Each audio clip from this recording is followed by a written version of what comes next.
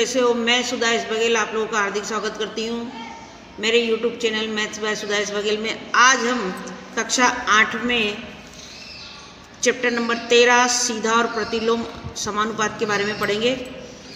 सीधा अनुपात यानी अनुक्रमानुपाती, और इसको हम समानुपात भी बोलते हैं। समानुपात मतलब समान अनुपात में बढ़ना।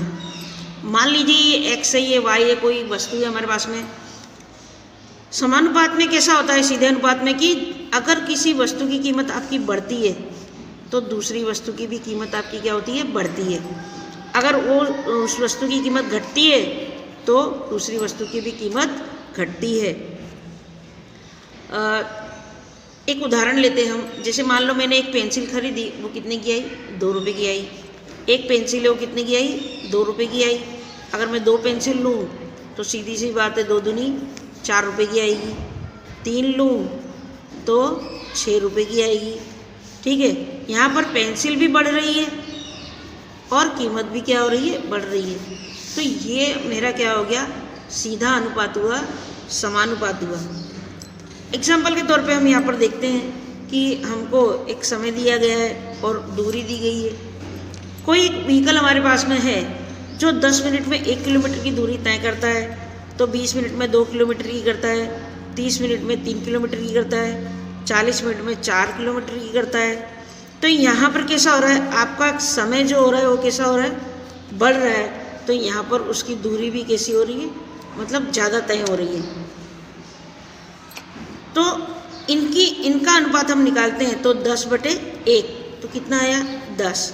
20/2 तो भी कितना आया? 10। 30/3 तो भी कितना आया? 30। 40/4 तो 10 आया। तो यहाँ पर क्या साबित होता है कि x/y, अगर हम इसको x मान लें, इसको y मान लें, तो x/y बराबर हमारा क्या होता है? k आता है। मतलब हमारा जो होता है वो उत्तर मिलता है, समान रहता है। एक एग्जाम्पल हम देखते हैं यहाँ पर कि कपड़े के बारे में बात करें। उसकी कीमत है, मान लीजिए एक 5 मीटर कपड़ा है और उसकी जो कीमत है वो कितनी है? 500 रुपये है। तो 8 मीटर कपड़े की कीमत कितनी होगी? अभी हमने चर्चा करी x/y बराबर हमारा क्या होना चाहिए? k होना चाहिए। तो ये इसको हम क्या मान लेते हैं? a मान ले रहे हैं। ठीक है, इसको हम a मान ले रहे हैं।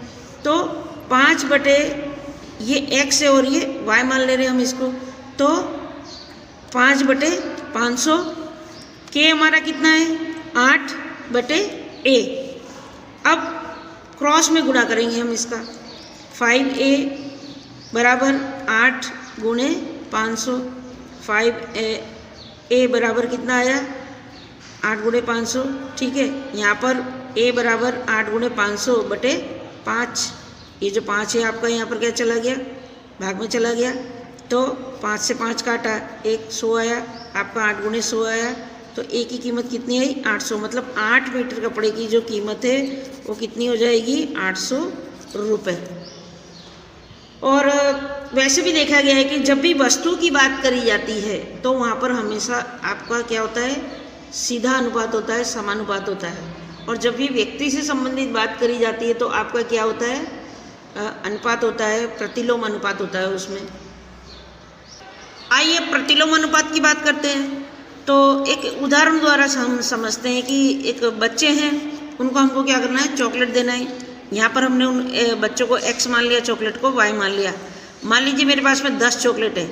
अगर मुझे वो किसी 10 बच्चे हैं, अगर मुझे 10 चॉकलेट उनको देनी है तो सबके हिस्से में कितनी आएगी? 1 चॉकलेट आएगी। अगर 5 बच्चे हैं तो चॉकलेट कितनी उनको मिलेगी? 2 चॉकलेट मिलेगी। और अगर 1 बच्चा है तो उसको 10 चॉकलेट मिलेगी। यहाँ पर कैसे उल्टी क्रिया होती है? मतलब बच्चे अगर घटते हैं तो चॉकलेट क्या हो जाती है? बढ़ जाती है। और अगर बच्चे बढ़ते हैं तो चॉकलेट क्या हो जाती है? घट जाती है। इसका अनुपात हम निकालेंगे तो 10 गुणे 1 बराबर कितना आया? 10। 5 गुणे 2 बराबर कितना आया? 10। 1 गुणे 10 बराबर कितना आया? 10। तो यहाँ पर आपका जो बनता है समानुपात, प्रतिलोम अनुपात आपका कैसा बनता है? x गुणे y बराबर k। एक उदाहरण हम यहाँ पर देख रहे हैं। चाल मतलब गति, एक गाड़ी की गति जो है वो समय से हम दर्शा के देख रहे हैं।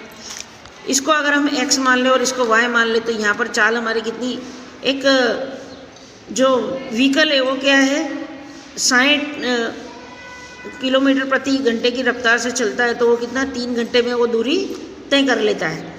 अगर वो 90 किलोमीटर चले तो वो कितने में दूरी तय कर लेगा, कितने समय में।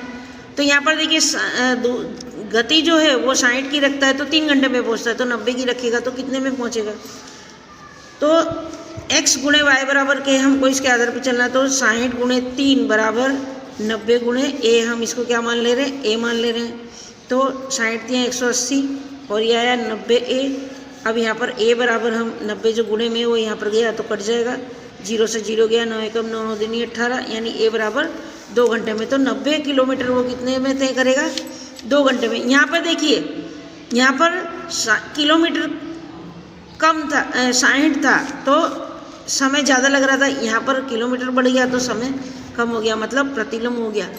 तो प्रतिलोम और अनुपात और समानुपात यानी में सीधे अनुपात में यही होता है कि प्रश्न को आप ध्यान से समझें कि प्रश्न में आपको क्या बोलना चाह रहा है। लॉजिकली आप जब तक इन प्रश्नों को समझेंगे नहीं, आप इसका हल निकाल नहीं पाएंगे।